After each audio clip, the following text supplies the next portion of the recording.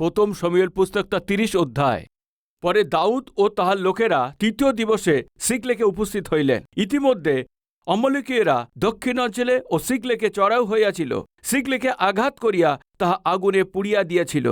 তাহারা তথাকার স্ত্রীলোক প্রভৃতি ছোট বড় সকলকে বন্দী করিয়া লইয়া গিয়াছিল। তাহারা কাউকেও বধ করে নাই, কিন্তু সকলকে লইয়া আপনাদের পথে চলিয়া গিয়াছিল।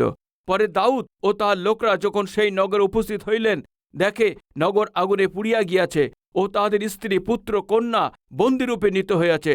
তখন দাউদ ও তার সঙ্গী লোকেরা উচ্চ স্বরে রোদন করিতে লাগিলেন। শেষে রোদন করিতে তাদের আর শক্তি রইল না। দাউদ আর দাউদের সঙ্গে যারা লোক ছিল অন্য স্থানে যুদ্ধ করার জন্য গিয়েছিলেন, স্ত্রী সন্তানদের ছেড়ে চলে গিয়েছিলেন। কিন্তু ওরা যখন ফিরে এলেন, ওদের স্ত্রীরা আর সন্তানরা নিয়ে গেছে। যদি আপনার আছে, আপনার থেকে যদি দূরে চলে যায়, তো ওদের যদি ফিরে পেতে তাহলে কি করতে হবে? কি করলে আপনি আবার ফিরিয়ে পাবেন? আপনি যদি দাউদকে প্রশ্ন করেন, দাউদ জানেন কি করতে হবে। সেটা করার আগে দাউদের জীবনে অনেক ভীষণ পরিস্থিতির সম্মুখীন হয়েছিল। সেটা কি আছে? আবার পড়ব 3 পদ থেকে। পরে দাউদ ও তাহার লোকেরা যখন এই নগরে উপস্থিত হইলেন, দেখে নগর আগুনে পুড়িয়া গিয়াছে ও তাহাদের স্ত্রী পুত্র কন্যা বন্দীরূপে নিত হইয়াছে। তখন দাউদ ও তার সঙ্গী লোকেরা উচ্চ স্বরে রোদন করিতে লাগিলেন। শেষে রোদন করিতে তাদের আর শক্তি রইল না।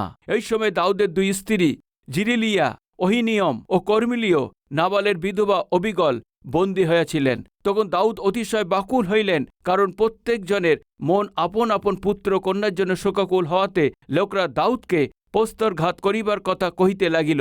তথাপি দাউদ আপন ঈশ্বর সদাপ্রভুতে আপনাকে সবল করিলেন। ভাই, পালাবেন না। বিপরীত পরিস্থিতির জন্যই বিপদ উৎপন্ন করে সেই লোকদের কাজকে দেখে পালিয়ে যাবেন না, সাহস রাখবেন। আমি আবার বলছি, ঈশ্বরে জানার আগে আপনি বিপদের সঙ্গে চলছিলেন। ঈশ্বরকে জানার পরে আপনি সমস্যার মধ্যে দিয়ে চলবেন। তফাৎ কি আছে আপনি জিজ্ঞেস করেন তো? যখন আপনি ঈশ্বরকে জানেন না, সমস্যার মধ্যে দিয়ে চলছিলেন, তখন আপনি একাই যেতে হতো। ঈশ্বরকে জানার পর যখন আপনি সমস্যার মধ্যে দিয়ে চলছেন, সমস্যার মধ্যে আপনি আর একা তখন নেই, আপনার সাথে ঈশ্বরও আছেন। ওই দিন যখন গলিয়াতের সম্মুখে দাউদ যাচ্ছিলেন, তখন কি বলেছিলে জানেন কি? তুমি তরোয়াল আর ঢাল সঙ্গে নিয়ে আসছো, কিন্তু আমি জীবিত ঈশ্বরের নাম নিয়ে আসছি। যুদ্ধ সদাপ্রভুর আছে। যুদ্ধ কার আছে? আমি যুদ্ধ করছি না, আমার পক্ষে ঈশ্বর যুদ্ধ করতে চলেছেন। এই তো দাউদ সে সাহস পেয়েছিল। ওইটাই বলছি, দুঃখ সংকটের সময়তে, অসময়ের মধ্যে, সমস্যার সময়তে, সমালোচনা লোকদের থেকে আপনি পালাবেন না। তাহলে কি করতে হবে? সদাপ্রভুর উপরে নির্ভর করে সাহস নিয়ে সম্মুখে যাবার চেষ্টা করুন। দাউদ পালিয়ে যাননি, সাহসের সঙ্গে সম্মুখে এগিয়ে যান। 1 মিনিট দাঁড়ান। আমাকে পাথর দিয়ে আঘাত করবে তোমরা ভাবছ, এই দিয়ে সমস্যার সমাধান হবে না। শুনুন, তোমরা যেমন স্ত্রী পুত্রকে হারিয়েছ, আমিও স্ত্রী পুত্রকে হারিয়েছি। সমস্যা শুধু আমার নয়, সমস্যা শুধু তোমাদের নয়, সমস্যা আমাদের সবারই আছে। আমাদের সমস্যা দূর করার জন্য একই উপায় আছে, সোজা ঈশ্বরের কাছে যাব। আসুন। এই বলে কি বলেছেন জানেন কি? পরে দাউদ অবিমেলেকের পুত্র অবিথাহর যাজককে কহিলেন, বিনয় করি এখানে আমার কাছে এফদ আনো। অবিথাহর দাউদের নিকটে এফদ আনিলেন। তখন দাউদ সদাপ্রভুর কাছে এই কথা জিজ্ঞাসা করিলেন, এই সৈন্যদলের পশ্চাতে পশ্চাতে গেলে আমি কি তাহাদের লাগাল পাইব? পিতা, পিতা, কে নিয়ে গেছে আমরা তা জানি না, কে লুট করে নিয়ে গেছে আমরা জানি না। আমাদের নগরকে জ্বালিয়ে পুড়িয়ে দিয়েছে, আমাদের যা কিছু ছিল সবকিছু লুট করে নিয়ে গেছে, তার চেয়ে বেশি করে আমাদের আপনজন স্ত্রী সন্তানদের নিয়ে গেছে। কে নিয়ে গেছে তা জানি না, কে লুট করে নিয়ে গেছে তাও জানে না। কি আমি তাদের ধরতে পারবো? আমি ওদের পর্যন্ত পৌঁছাতে পারবো? আমাদের স্ত্রী সন্তানকে আবার ফিরিয়ে আনতে পারবো? এইভাবে কার কাছে জিজ্ঞেস করেছেন? ঈশ্বরের কাছে। প্রিয় ভাই ও বোন, আপনার সমস্যা যা কিছু থাকুক, সে যতই অধিক হোক না কেন, দয়া করে প্রভুর কাছে গিয়ে প্রার্থনা করুন। সংকটের সময়ে তুমি আমার কাছে প্রার্থনা করো, আমি তোমার উত্তর দেব। ভাই, আমার জীবনে অনেক সমস্যা এসছে। এই সেবকের জীবনে অনেক ধরনের সংকট, অনেক বিপদ, অনেক অপমান। যত অপমান হয়েছে, যত বিরোধিতা হয়েছে, যত বিপদ এসছে, বহু লোকরা নিন্দা করেছে, আমি তবুও কি করেছি আপনি জানেন কি? সোজা যে আমাকে বলেছেন সেই যিশুর খ্রিস্টের কাছে গিয়ে প্রার্থনা করে ওই সমস্যাকে প্রভুর হাতেতে সমর্পণ করেছি। এইটাই করেছি আমার জীবনেতে। ও প্রভু আমাকে সমাধান দিয়েছেন। সমাধানের অর্থ কি আছে? প্রথম আছে উত্তর, আর দ্বিতীয় আছে শান্তি। উত্তর দেওয়ার ঈশ্বর আমাদেরকে কি দেন? প্রথমে শান্তি দেন। দাও সোজা ঈশ্বরের কাছে গিয়ে বলছে, পিতা, আমাদের লোকদেরকে পুনরায় পেয়ে যাব, ওদেরকে আমি আবার ফিরিয়ে পাব। বলাতেই ঈশ্বর সমাধান দিয়েছেন, দাউদ, সাহস রাখো, যাদের তুমি হারিয়েছ তাদের আবার ফিরে পাবে। এইভাবে ঈশ্বর তাদেরকে প্রতিজ্ঞা করেছেন। পিছনে যাও। তখন দাউদ ও তার সঙ্গী ৬০০ লোক গিয়া বিশ্বস্রোতে উপস্থিত হইলেন। কতক লোককে সেখানে রাখা হইল, কিন্তু দাউদ ও তার সঙ্গী ৪০০ লোক শত্রুদের পশ্চাতে পশ্চাতে তাড়া করিয়া গেলেন, কারণ ২০০ লোক ক্লান্তিপযুক্ত বিশ্বস্রোত পার হইতে না পারাতে সে স্থানে রইল। ২০০ লোক আমাদের দিয়ে হবে না বলে সেখানেই থেকে গেছে। দাউদ ও তার সঙ্গে ৪০০ লোক শত্রুদের পশ্চাতে পশ্চাতে তাড়া করিয়া গেলেন, কারণ ২০০ লোক ক্লান্তিপযুক্ত বিশ্বস্রোত পার হইতে না পারাতে সে স্থানে রইল। পরে তাহারা মাঠের মধ্যে একজন মিস্রীকে পাইয়া তাহাকে দাউদের নিকটে আনিল এবং তাহাকে রুটি দিলেন। সে ভোজন করিল, আর তাহারা তাহাকে জল পান করিতে দিল। আর তাহারা ডুমুর চাকের ১ খণ্ড ও ২ থলিয়া সূক্ষ্ম দাক্ষা তাহাকে দিলেন। তাহা খাইলে পর তাহার প্রাণ স্বস্থ হইল, কেননা তিনি দেবারা সেই রুটি ভোজন কি জল পান করে নাই। দয়া করে শুনুন, ওদের স্ত্রী সন্তানদেরকে নিয়ে গেছে, এদের পরিবারের এবং প্রিয়জনদের কি হয়েছে এরা জানতেন না। এই জন্য এরা খুঁজছিল, দুঃখ এবং বেদনার সঙ্গে যাচ্ছিলেন। যখন এদের খুব কষ্টের সঙ্গে যাচ্ছিলেন, ওই মাঠের মাঝখানে একজনকে পড়ে আছে দেখতে পেয়েছে। ওই ব্যক্তি ইসরায়েল ছিল না, জিহুদি ছিল না। তাহলে কে আছে? ও মিশরীয় ছিল। এক ব্যক্তি সেই খালি মাটিতে পড়েছিলেন। বাইবেল বলছে, যদি আপনার ভাই কোনো গাধা, গরু, মোষ যদি পড়ে থাকে, যদি তুমি দেখো, তাহলে তাদের প্রতি তুমি দয়াকে দেখাও।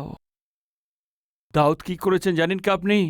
এই সময়ও নিজেই দুঃখের মধ্যে ছিলেন, কষ্টের মধ্যে ছিলেন, ব্যাকুল ছিলেন, হৃদয় বেদনায় পূর্ণ ছিল। তবুও যখন এরা যাত্রা করে যাচ্ছে, তখন কোনো একটি ব্যক্তি মাঠের মধ্যে পড়ে আছে, ওর জন্য চিন্তা করার প্রয়োজন আছে? আপনি বলুন, প্রিয় ভাই ও বোন, আমাদের জীবনে যাত্রাতে কষ্টের মধ্যে আমরা চলতে থাকি। আমাদের জীবনে সমস্যা থাকে, অর্থনৈতিক সংকট সমস্যা থাকে, অসুখ সমস্যা থাকে, পারিবারিক ঝামেলা থাকে। দয়া করে ধ্যান দিন, এই আত্মিক যাত্রাতে কেউ হতভাগা কেউ নেই এমন। যদি আপনি দেখতে পান তো খ্রিস্টের এই প্রেমকে, দয়াকে দেখানোর জন্য অবহেলা করবে না। ও স্বয়ং নিজেই দুঃখের মধ্যে, কষ্টের মধ্যে দিয়ে চলছে। ও যাত্রা করতে চলার সময় এক ব্যক্তি যখন মাঠের মাঝখানে পড়েছিলেন, ওর প্রতি লক্ষ্য রাখা এমন সময় ছিল না। ওর প্রতি লক্ষ্য রাখা তাদের কাছে সময় ছিল না। ওদের ঠিক করে নেওয়ার ওদের কাছে সময় ছিল না ভাই। এরা নিজেরাই দুঃখ কষ্টের মধ্যে ছিল, কিন্তু তবুও দাউদ ব্যবস্থাকে খুব ভালো করে পড়েছিলেন। ও নিয়মকে তিনি জানতেন। ৩ দিন ৩ রাত যে ব্যক্তি কিছুই খায়নি, সেই ব্যক্তিকে সাহায্য করেছেন, তাকে রুটি খাওয়িয়েছেন, ও একটু শক্তি পেয়ে যায়। এভাবে এরা করেছেন। ওকে নিয়ে এসে দেখুন কি লেখা আছে। আর তাহারা ডুমুর চাকের ১ খণ্ড ও ২ থলিয়া সূক্ষ্ম দ্রাক্ষা তাহাকে দিলেন।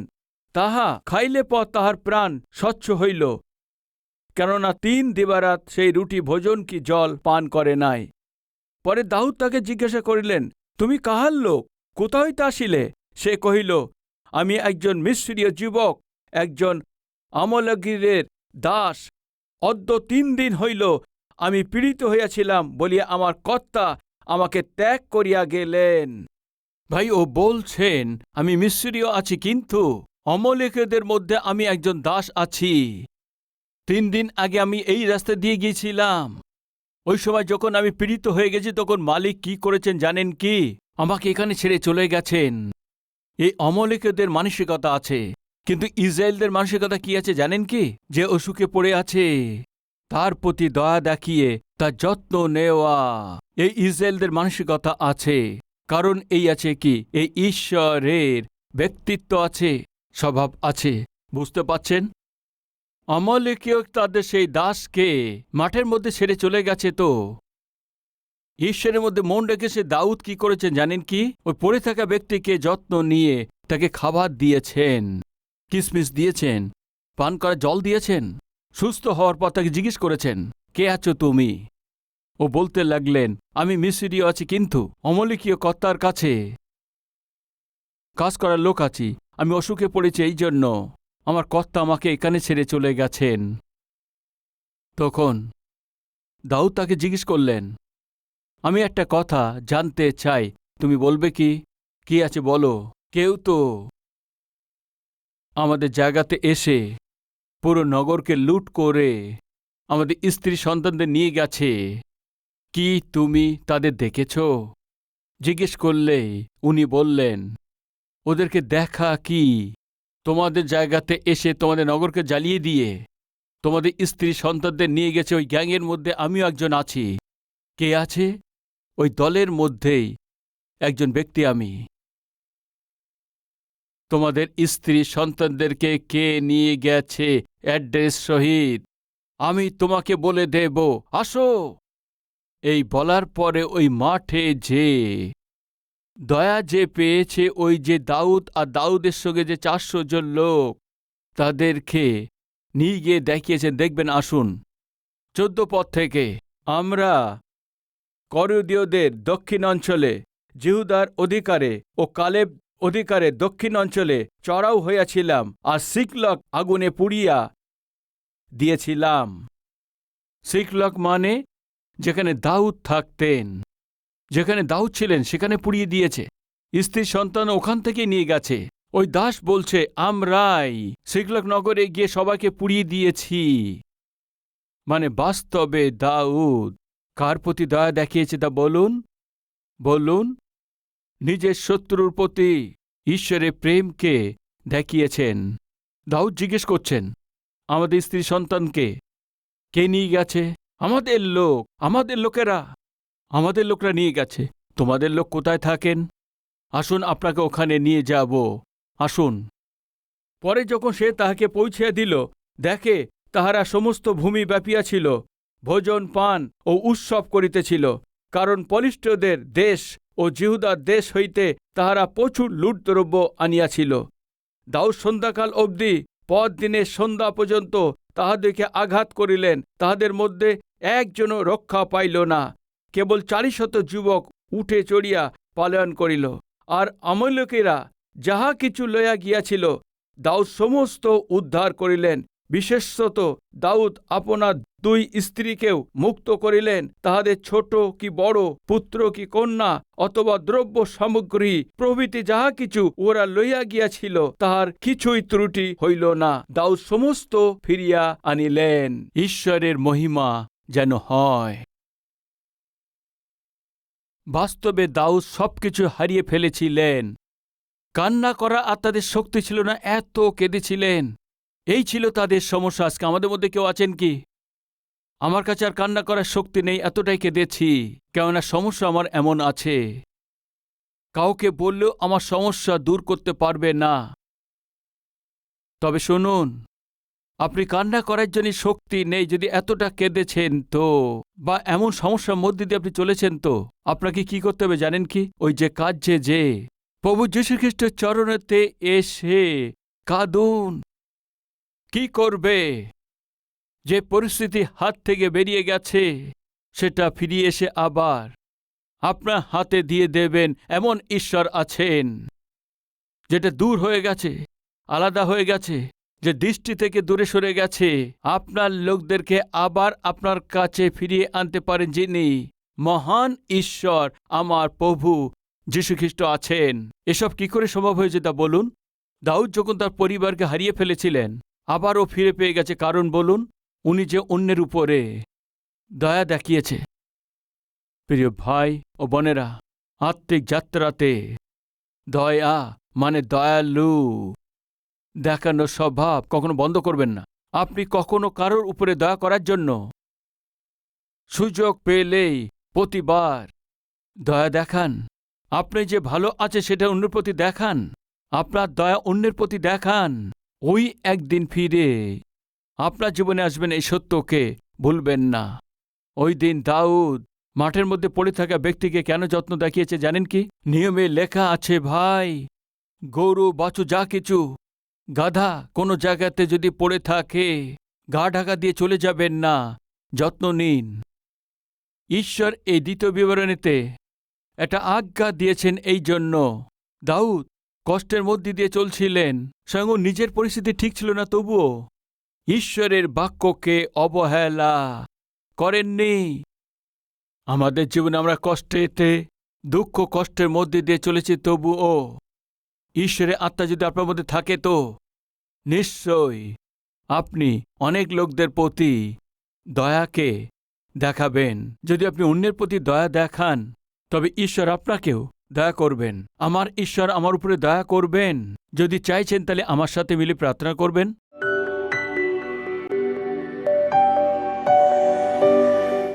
পবিত্র ঈশ্বর পিতা,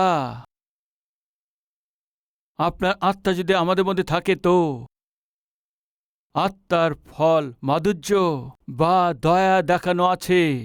কঠিন অবস্থা নয়, নির্দয় অবস্থা না, কিন্তু দয়ার সঙ্গে আমরা চলব।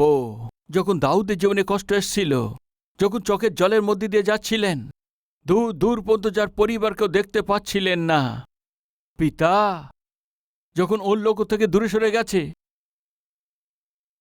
যখন ও সব কিছু লুট করে নিয়ে গেছে, ও প্রার্থনা করেছেন, বিনতি করেছেন প্রভু আপনার উপস্থিতিতে।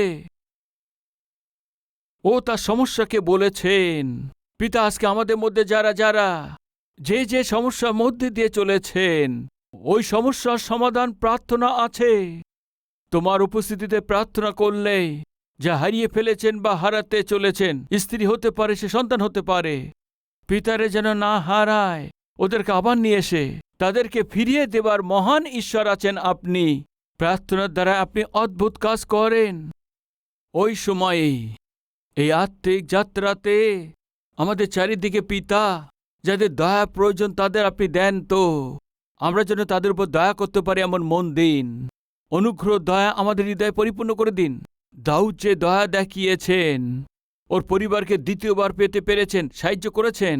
আর ওইভাবে আমাদের জীবনেও আমরা যে দয়া দেখিয়ে থাকি, আমাদের জীবনে আপনি তুমি মহান দয়াকে দেখাতে পারো। তোমারই জন্য হয়, দয়া করো তবে তোমার উপরে দয়া করা হবে। পিতা আপনার দয়া পাওয়ার জন্য আমরা যেন অন্যকে দয়া দেখাতে পারি, অন্যের উপরে করুণা দেখাতে হবে, এমন দয়ার গুণকে আমাদের সমৃদ্ধিভাবে দিন। যীশু খ্রিস্টের নামেতে চাইছি পিতা, আমেন।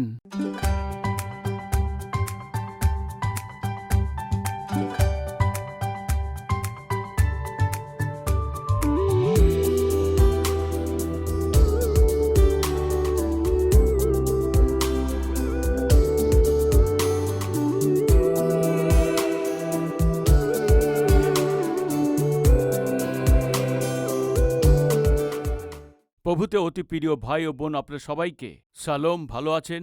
কালভেরি শহর 2003-এ শুরু করা হয়েছিল, আজ 2023-এ 20 বছর হয়ে গেছে।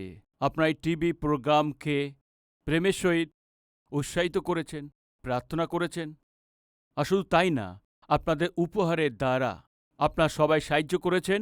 এই জন্যে আপনাদের সবাইকে পুরো মন থেকে ধন্যবাদ দিচ্ছি।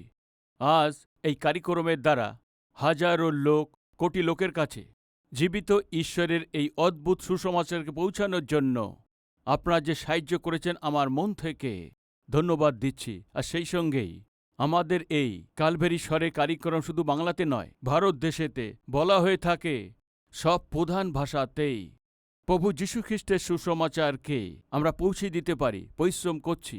ওইভাবে প্রতি মাসেই কমপক্ষে 650 টিভি কার্যক্রম প্রচারিত হচ্ছে।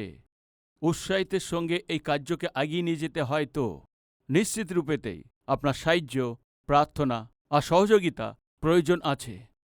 এক কার্যক্রম প্রচারিত হওয়ার জন্য বিভিন্ন চ্যানেল অনুসারে 20,000, 30,000, 40,000, 50,000 পর্যন্ত একটা কার্যক্রমের জন্য খরচ করতে হয়। প্রভু যদি আপনাকে উৎসাহিত করেন এই টিভি কার্যক্রমকে সাহায্য করার জন্য, আপনার মনে এই বোঝা দেওয়াতেই নিশ্চয়ই প্রার্থনা করে এই সেবা কাজকে সাহায্য করুন।